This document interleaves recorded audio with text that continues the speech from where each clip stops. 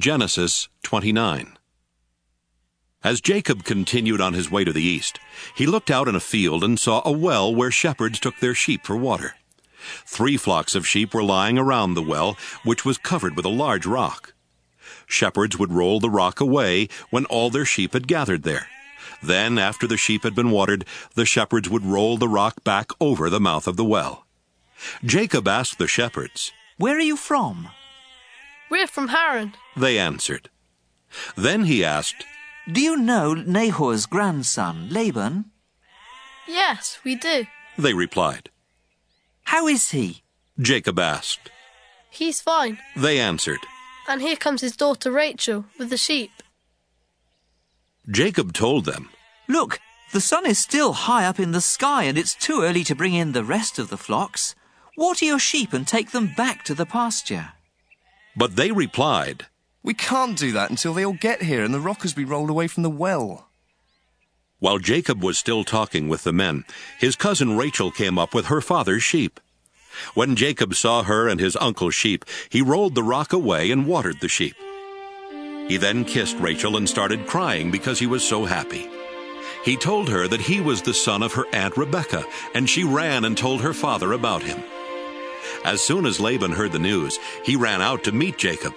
He hugged and kissed him and brought him to his home, where Jacob told him everything that had happened. Laban said, "You are my nephew, and you are like one of my own family." After Jacob had been there for a month, Laban said to him, "You shouldn't have to work without pay, just because you are a relative of mine. What do you want me to give you?" Laban had 2 daughters. Leah was older than Rachel, but her eyes didn't sparkle, while Rachel was beautiful and had a good figure. Since Jacob was in love with Rachel, he answered, "If you will let me marry Rachel, I'll work 7 years for you." Laban replied, "It's better for me to let you marry Rachel than for someone else to have her. So stay and work for me." Jacob worked 7 years for Laban, but the time seemed like only a few days because he loved Rachel so much.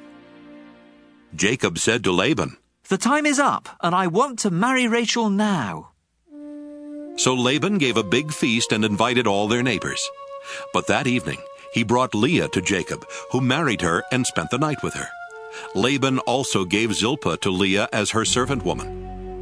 The next morning Jacob found out that he had married Leah, and he asked Laban, "Why did you do this to me? Didn't I work to get Rachel?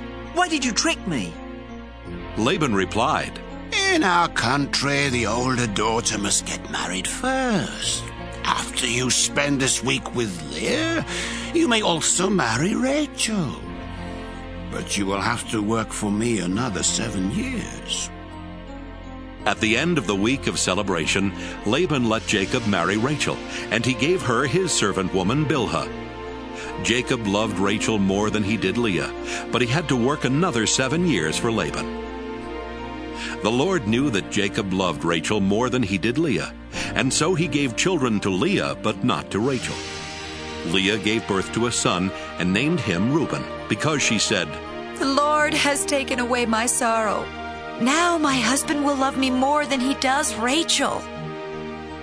She had a second son and named him Simeon, because she said, "The Lord has heard that my husband doesn't love me."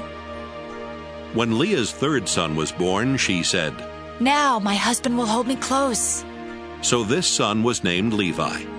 She had one more son and named him Judah, because she said, I'll praise the Lord.